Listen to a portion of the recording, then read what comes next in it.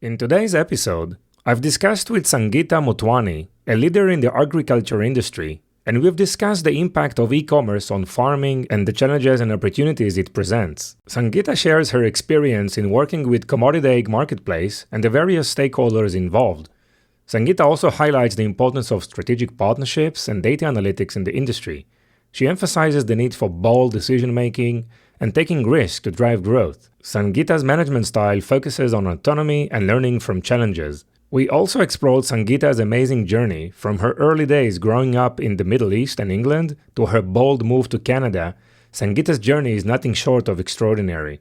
We'll explore how she transitioned from a city girl to a pioneering force in the agricultural industry, her insights into the integration of technology in farming, and her role in transforming how farmers engage with the market through innovative e-commerce solutions. This is an inspiring episode of Sangeeta's personal journey, but also a fascinating outlook into the farming industry, a very mature industry that is undergoing a major change for digitization and even launching marketplace and e-commerce platform. So let's dive in. Enjoy the episode.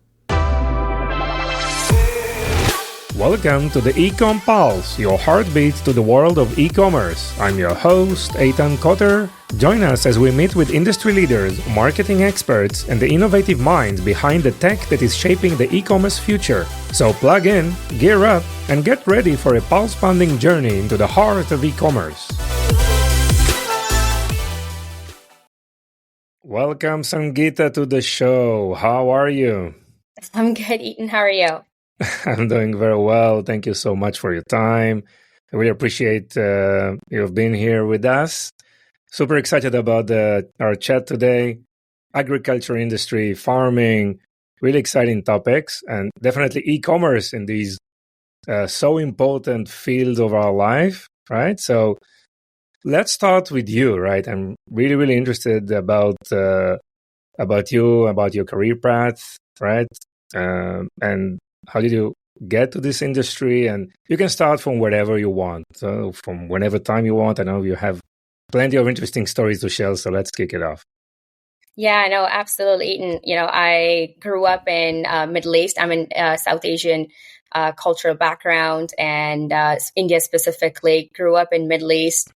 Moved to England and made my way to Canada. So yeah, it's been an interesting journey. I've enjoyed my travel around and my stays around different countries, but specifically agriculture. I think when my parents don't come from an agriculture farming background, I'm very much a city girl. My dad was in procurement, worked in Middle East for 35 years. We lived there. Family of four with my brother and my mom. And I wanted to do something very different. I've always been a trailblazer. I don't fit in a box, and I wanted to do something different. And agriculture was, honestly speaking, a different beast in my family. It was something that no one understood. And I moved to England to take on plant genetics. Wanted to do some sort of genetic engineering and get my, very much hands-on experience on how to build antibiotics for, fit it in the vegetables that we can help countries that can't afford a lot of medicines, etc. So focused on different levels and different sides of agriculture that can be sustainable in the world. But I made a trip in 2010 to Canada, and I was taken back about how amazing prairies is and the opportunity that lies in Canada, just as a whole. I mean, new country, very few people, affordable compared to England at the time, and multiple, things to learn from and just grow as an individual too. So 2011, I moved to the prairies. I booked my flight a day before I was supposed to travel. I left on a whim, and I'm a very impulsive person too. There's only one way to find out. I tell people, you got to try it. And if nothing, then you learn that you wouldn't do that ever again. So the best mistake I made is to leave in the middle of the night. Without paying rent for the following month. I just left, packed my bags, and I was on a plane to Calgary, for that matter, and which is where I am. I'm in Calgary today. And I made my way from Calgary to a small town, Swift Current in Saskatchewan in the prairies. What a culture shock did one city girl have. a house secluded on a farm, nothing around you, no people, just you, yourself, and some wild animals. But what a great experience.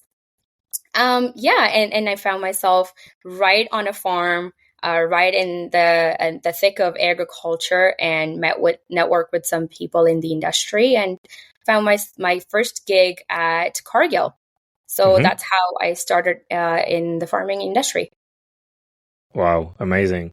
So tell us about your experience, your e-commerce journey, right, in Calgary. How was it started?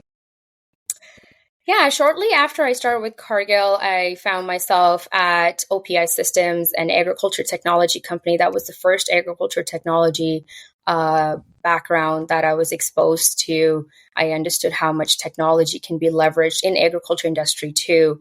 And, farming practices back in India are very old school. They have small acres, so they don't really invest a lot of money.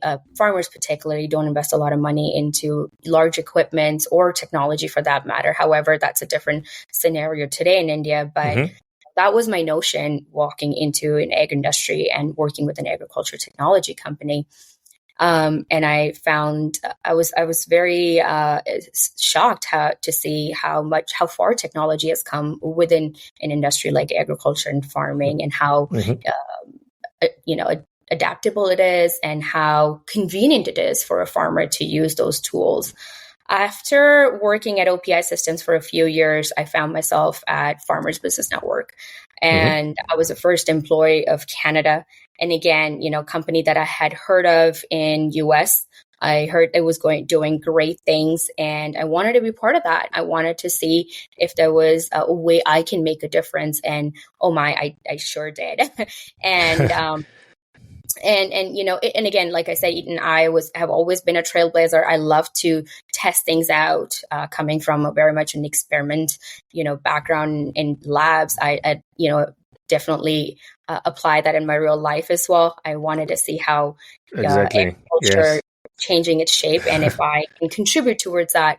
Like I said, I don't fit in a shoebox, in a particular way. If there are multiple ways of doing something, whether that's quicker or cheaper or better, I'm definitely, in for that. And so, I found myself at Farmers Business Network. It's an e-commerce e-commerce platform for farmers to purchase their crop inputs online. Definitely had its growing pains with farmers, because I was customer facing in the beginning, and farmers had never heard of anything like that, had never tried anything like that. And the uptake was great. There's one thing I learned, Eaton, is that just because it's not been done doesn't mean it cannot be done, right? And which is what led me to Farmers Edge CommoditAg marketplace, building and executing the model. And today I'm part of CommoditAg as their business unit lead head, and working with my team in US and Canada, and making change every day, every hour. Wow, really, really exciting and journey. But so, how e-commerce transform the agriculture industry? I mean, what unique challenges that it present? Tell us. I think listeners would like to further understand how the industry is working today. And I know you introduced e-commerce to this equation. Tell us about this transformation. What's the before and after? So farmers in Canada, and I can speak for Canada because I'm in Canada, and it's very similar in US as well, but farmers love to have relationships, with the sales reps, the manager at the location. They love to travel to go see their sales reps or any grain reps for that matter. And the business is very much done with, brick and mortar stores. Yeah. So when we talk about growing pains, the growing pains were a couple of them. One was you don't have that social touch or aspect of it. However, as a sales rep myself, a few years ago, I definitely reached out to every farmer, went to their farm, spent time with them, built a connection. And I think it's not so much about the relationship as much as it is about trust, and trust about the company that was coming into Canada, changing the landscape a little bit, taking the market share from the existing companies and the existing businesses. So the growing pains is not just with the customers in itself, but also how the brand is performing. Is this chemical something, that we can use? Is this the brand that we can trust? Is this going to be available on my farm when I need it? Is this going to come, in the size and the way I want to be able to apply it? So many challenges from buying the crop inputs to actually using the crop inputs. So multiple challenges, but the model in itself proved very efficient. And I'd have to say farmers were astonished and pleasantly surprised on how that can also be applied, how e-commerce can be applied to agriculture. Yes. So you operate a marketplace, correct? Yes. There is a name for this marketplace, by the way? What's the Yes, name? it's called CommoditAg. Yeah. CommoditAg. So exactly. So CommoditAg, tell us about the stakeholders in the marketplace, buyers, sellers. I mean, how the transactions are being made on this marketplace. What is the business models around it? Yeah, so CommoditAg is available in Canada and available in US. So CommoditAg just recently was launched in Canada, and you are facing, it's very much a B2C marketplace. When you say e-commerce platform and when you say marketplace, what differentiates CommoditAg is that it's not just crop inputs. As a farmer, you've purchased your glyphosate, your staples like diquat, glufosinate, paraquat, anything that you need on a regular basis or will be used predominantly, on the farm. These products are on the platform, but apart from those, what makes it a marketplace is that there is parts, equipment, machinery, there is storage, there is grain monitoring services. So you can look at, this platform as a holistic approach because you've got different products and services that a farmer would need. So you as a farmer, if you were to go on and say, okay, what is the glyphosate price doing today? And then you realize, oh my God, I actually have an aerial applicator in my area that I didn't know about. So when you look at the stakeholders, of course, farmers are very important in this part of the journey, as well as vendors, because if our shelves are not full, farmers are not going to get that level of service and product. So, vendors are as important as farmers, but you also look at that these vendors can be, a service provider for that matter. It could be a retail that already has a brick and mortar store. It could be a small farmer starting out selling something that he built in his basement or in his shop.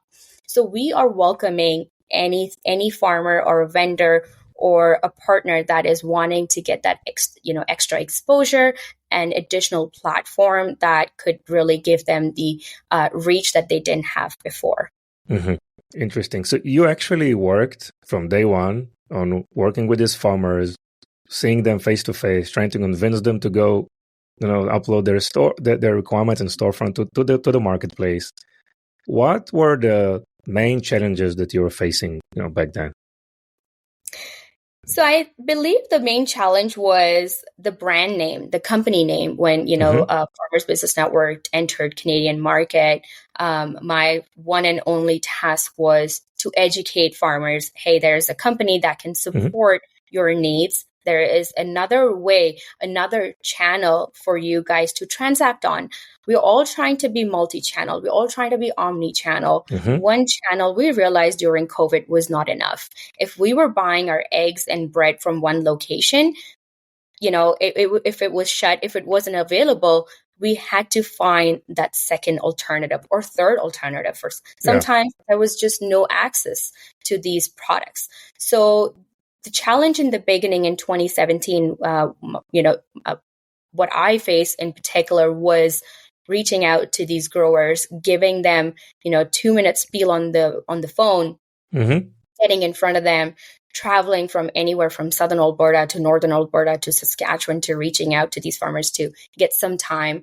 So that in itself was challenging. But at the same time, giving them an idea of what this channel is that they had never heard before. And I'm talking a lot of farmers that don't even have phones on their farm, don't have internet, Wow. they focus on just, working and running their farm, more so on equipment. So now I was really trying to sell a fancy technology to a farmer that did not believe in having mobile phones. So that was one of the biggest challenge. But at the end of the day, when you get over that hill and you're working with these farmers, building the trust and, starting out very small, then you can get there. And again, my only statement to anyone that's going through their, challenges is that how do you eat an elephant, right? One bite at a time, one step a day, one call at a time, one visit at a time. Yeah. Wow, interesting. So the farmers are obviously the buyers in the platform. They are also having an opportunity to promote their goods on the platform. Like there is also a marketing initiatives that you implemented there. Yes, absolutely. So farmers if farmers have a product that is related to farm, or whether that is fixing a bin for that matter. I mean, I'm just making this up, but fixing a bin, fixing an equipment, definitely post your services because this is just a buy and sell channel. Really, that platform leverages small retailers to big retailers to promote their product. If there's a retailer that is long on some sort of product and you want to post it with us, absolutely. And the marketing options that you touched on, Eaton, is very much available for a vendor to promote their products with us, whether that is side banner, rotating banner, e-blasts, emails, and personalized mails out to the farm. So multiple options there. Yes, and these are like additional services that you can provide, right, for the suppliers. That's to promote their goods. That's right. So if we take a look at the backend side, like supply chains, right? Suppliers are probably local suppliers, but also international supplying, right? So let's talk about the supply chain aspect. What do you see now in the industry, in your industry? Something has changed, with interest rate, with increased competition. What are the challenges around supply chains for operating such a platform? Yeah, and with COVID, we realized a lot of supply chain, problems and that it was disrupted. Really, it was very disrupted. Lots of active ingredients, technical, all the products come from China. All the raw materials were coming from China, and we realized that was one channel. We can have all our eggs in one basket. And it was really hard to fulfill most of the products. And not just by, the company I work for or people I interacted with, but just in general, every, supply chain was disrupted. And then once COVID had calmed down a little bit by 2020 December, we were running into Chinese New Year. We were running into New Year. We were running into Christmas time with shipping and heavy, expensive logistical prices, right? So it was just such an aha moment, and it was like, okay, this is where we have a lot of inventory, and we promote the products off season and get farmers to purchase that well in advance, so they have their product on the farm before they need to use it. And farmers really realize that too, that, hey, if we have a better pricing for booking season or, pre-season sales that we can take advantage of, that really reduces the load and the burden on in-season supply chain. And we realized that, just not having China, but also other countries like India, Malaysia, Italy that have raw materials that can be leveraged for those products. And it could be very much a better rate for that matter, because they're new manufacturers too, or they could be used, as a niche product or as a premium product to promote on your website. So multiple options that can, be tested and tried with farmers. And those were some of those pieces that we tried. But talking of supply chain on CommoditAg, we take that, off our plate, and not because supply chain is something that, I personally don't want to handle. I do have my background in supply chain and manufacturing as well. But at the end of the day, I want it to be a marketplace where a farmer or a vendor or a retailer is promoting their product and farmer can still connect with the same sales rep they work with, same person they work with. It's just a channel mirror that is giving that exposure that, hey, these products are available, and that can be fulfilled by the retailer in the same fashion it was when they were visiting their location. Of course. You cannot take it as part of your own marketplace responsibilities, of course. Maybe you'll be like on the support side, but the delivery is the responsibility of the supplier itself.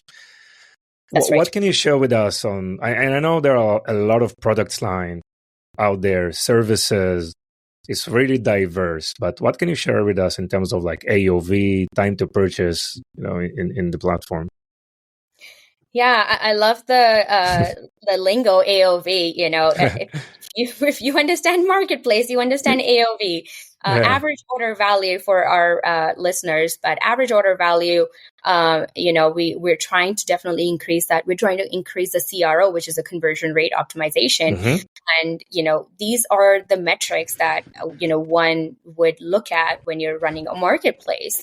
And when you're looking at average order value in US, it's very different in Canada. In Canada, an AOV would be anywhere $10,000 and up, and, around $9,000 to $12,000, I'd say, in that range. But when you look at that range in US, just because of the size of the farm, it is definitely much lower. And we are targeting at 7,000 to 8,000 as our AOV. Yeah.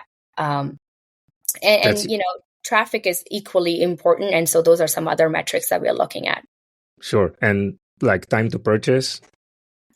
So we have two programs that we run. We run our off-season program, whereas booking sales program, if you are looking at placing an order and holding your spot, the cost position that is available. Again, and there are lots of factors. You're looking at better supply chain, better logistics pricing, better container prices from China for that matter, or India for that matter, that are lower from, September to December.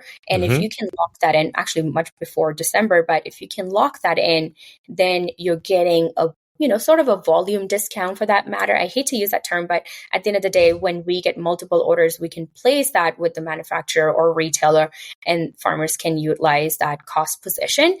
So that's a really good period to purchase, is September to December, by far the period with any e-commerce platform.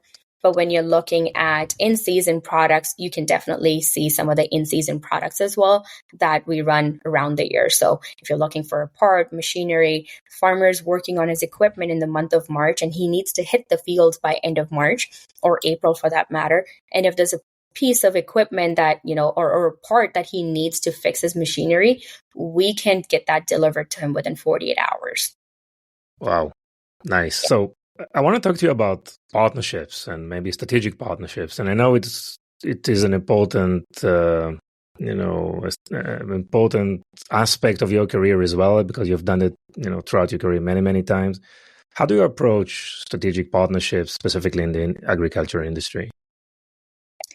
Yeah, partnerships is important as you go in any part of the industry, and very much important in agriculture industry, more so than any other industry, in my opinion. And I think that is because it's a very much a relationship-based, industry and trust. So I really think that when you're looking at, approaching a retail, approaching a manufacturer, and even in my past lives when I was reaching out to manufacturers for raw materials and such, it's important to go in with the data that you have. What does your path look like? What does your end goal look like for that year? What visibility can you give to that manufacturer or a retailer? What are you looking? How are you looking to grow? Where does your growth take you with that partnership and without that partnership, or partnerships similar to that vendor? So having that clarity with those partners will definitely give you that trust that you're looking to gain. And a lot of times, you've probably experienced it too. There's no, I guess very few meetings where you get out of the meeting and you shook hands. I would like to close. I love closing and all my deals, and I'm very much passionate about closing my, deals. But at the same time, you have to give your partners enough time to chew on the new idea, the new path, the new path to, your market. And at the end of the day, follow up is very important. I really think if you can follow up within the same week or in a week's time, you've definitely lost 50% of your sales. Yeah. Wow. Yeah. Yeah. So this is really, really fascinating and interesting. Again, thank you so much. I want to continue, discuss about your team, right? You are a female leader, and I know you have a majority female team as well. Yeah. Tell us about your team. How has it been structured? What are the positions there? I would love to learn more about that. Yeah, I stepped into this role in April last year, and being, just a female leader within the company I'm working at right now, or any other, company for that matter, I think comes with its challenges when you've taken on, a leadership role. But at the end of the day, there's plenty of support, from your mentors, from your team, internal team as well. And when you have a good rapport in the market and a good reputation, and also you have great connections in the market and industry for that matter, I think that really supports you. What I tell my team is that, being in agriculture industry, I'm going to use an agriculture reference, is that, you harvest the seed you plant. And if you take care of it with lots of TLC and lots of hard work, you're going to harvest what you're really looking for. There's only one way to get a different result, is when you do something differently. If there's something that's not working out, try a different approach. That being said, I've got really good, talented team and very hardworking team, honestly, very, very hardworking team. I've got an operations specialist that is a whiz understanding how, logistics work, fulfillment work, sales orders that come in, purchase orders that need to go out, has handled everything, from, that perspective, and very smart and a passionate individual, and a lady herself as well that is very hardworking and is a mother too. So I really, appreciate all the hard work that an individual can put in managing family as well. My sales rep, inside sales person, is also a woman and has a new baby. So also very hardworking, and I'm very flexible as a leader as to when they can put in the time, because obviously there's a new, baby and new addition to the family member. So I feel that as a woman, you've got your tasks on a day-to-day basis. Not saying that doesn't happen with other, with men or with other individuals for that matter. But I think, having a new baby is definitely a big challenge and big time that you have to navigate through, because you're also learning as you go, especially if it's your first child. But I have another leader, in my on my team. She is the marketplace development manager, very much business development oriented, reaching out to vendors, retailers, manufacturers, whoever she can connect with to understand and build that network. And I also have a revenue operations manager. He comes with immense experience on ERP integrations, data analytics, managing a team, and really looking at numbers, and trying to figure out what path, tactically we can take. So I have a very talented team, and I'm always looking to grow. So, in a few months, we'll, as we're getting busier in Canada, we'll definitely be adding more members. Nice. So looking at 2024 and your plans for the year, what do you see as like major revenue opportunities, and what you're going to focus in 2024? Multiple revenue streams that CommoditAg is focusing on, and they're not visions only. They've been executed. We've had great results, and we'll definitely be focusing on those. One is software as a service, where we're working with a lot of companies and partners in US and Canada to provide them software as a service and e-commerce marketplace if they're looking to work on and build their own. We support them with the technology that they may need, and we are tech leaders, but we're also agriculture leaders. Eaton Farmers Edge has been around for a couple decades. It has a great brand, has great brand recognition for that matter. And if anyone is looking to partner in that capacity, we reach out to a lot of companies, and again, anywhere from whether that's a retail customer facing or whether that's a B2B base company. Yeah. Apart from that, we're focusing on paid promotions. If a company is looking to add their promotions on our website, so we're looking at those revenue streams, apart from obviously the marketplace sales. Yeah. Yes. Yes. Yeah. Okay. And the industry as a whole, obviously, all of us we need to eat, right? So definitely there is it's going to be there. What are the major trends that you see are shaping this industry? Looking for Yeah, the future. I believe within the agriculture industry, there have been lots of ups and downs. And I mean, we just briefly touched on the supply chain disruption, a couple years ago due to COVID and world coming to a standstill. But, and I think lots of companies have not only navigated through that, but also put some different options and different strategies in place. And so, so have I in my strategy within this company on how to navigate through those if they again happen to, come to surface.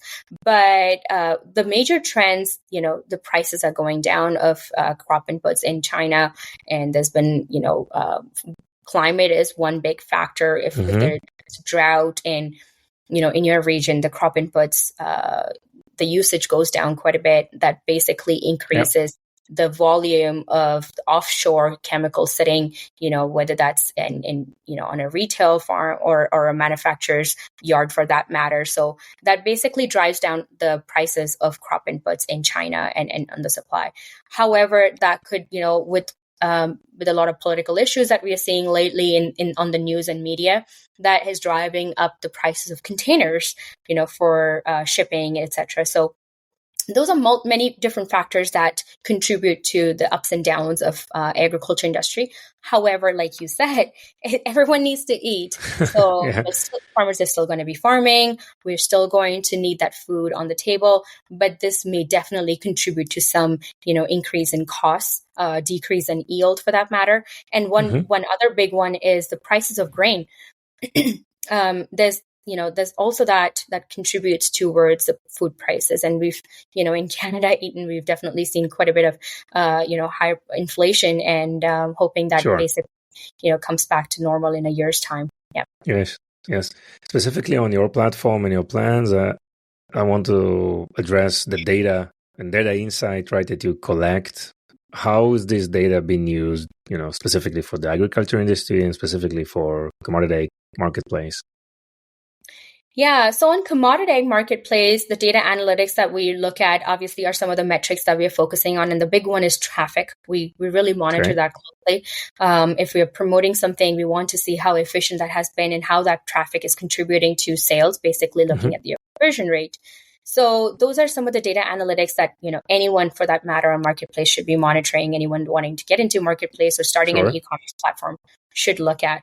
But other than that, we also have data analytics associated with if a vendor is looking to promote their product, how efficient it is there, how efficient was their promotional campaign, or are they getting sales out of the campaign, or are there other products that farmers are looking to transact on?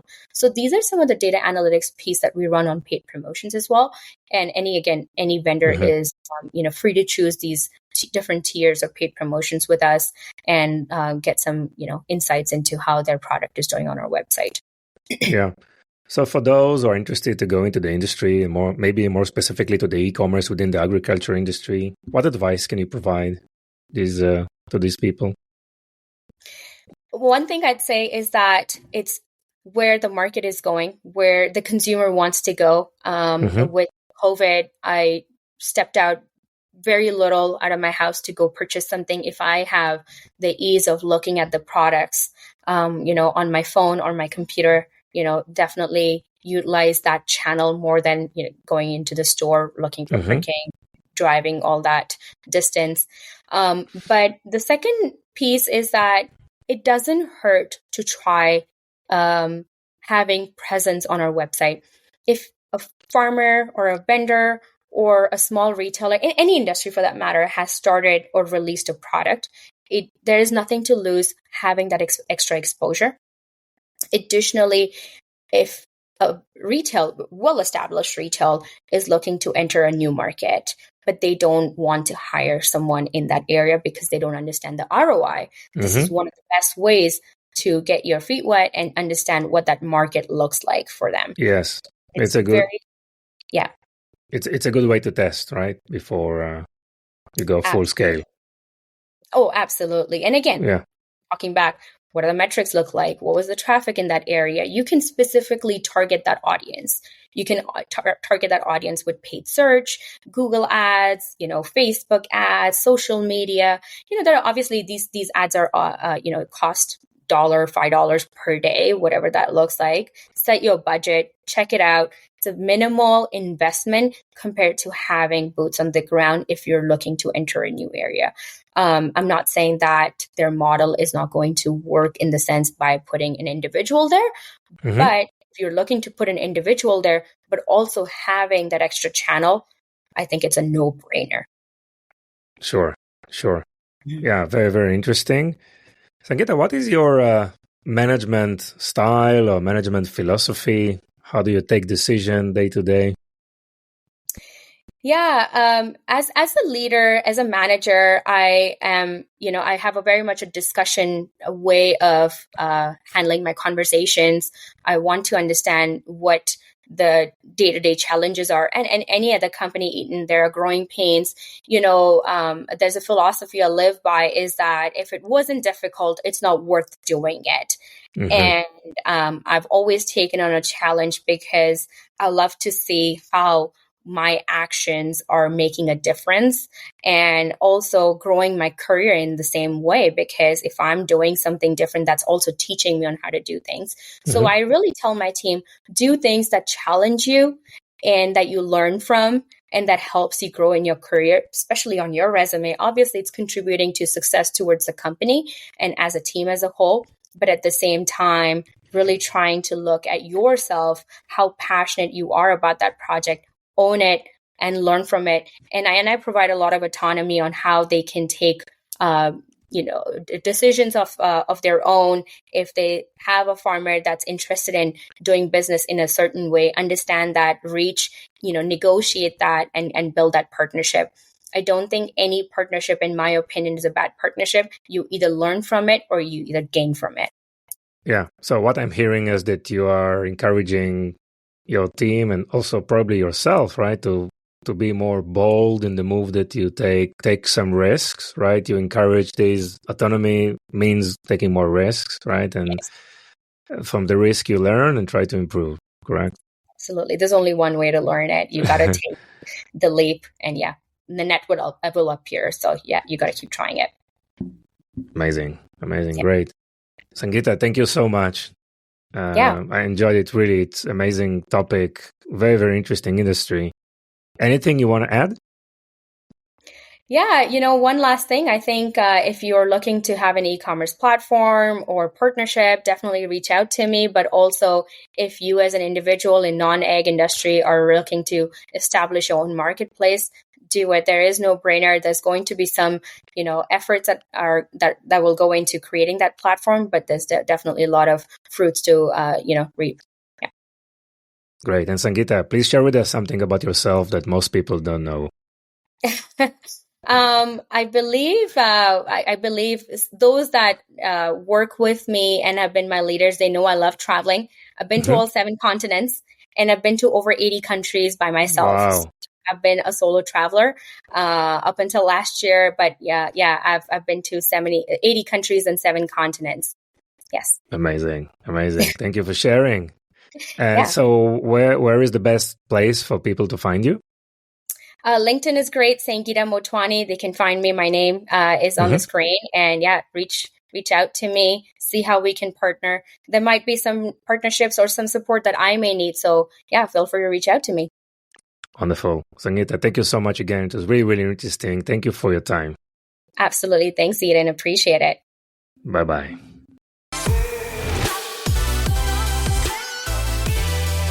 Thank you for joining us on this episode. Your support means the world to us. If today's episode has been insightful for you, consider sharing it with someone who would also benefit. Even one share can make a big difference. Looking to elevate your e-commerce game? Discover Vimy, a multi-channel e-commerce platform that will transform your business with the power of shoppable video. Visit us at vimy.net to learn more. It's Vimy, VIMMI.net. Thank you for being part of our journey. Stay tuned for more invaluable insights in our next episode.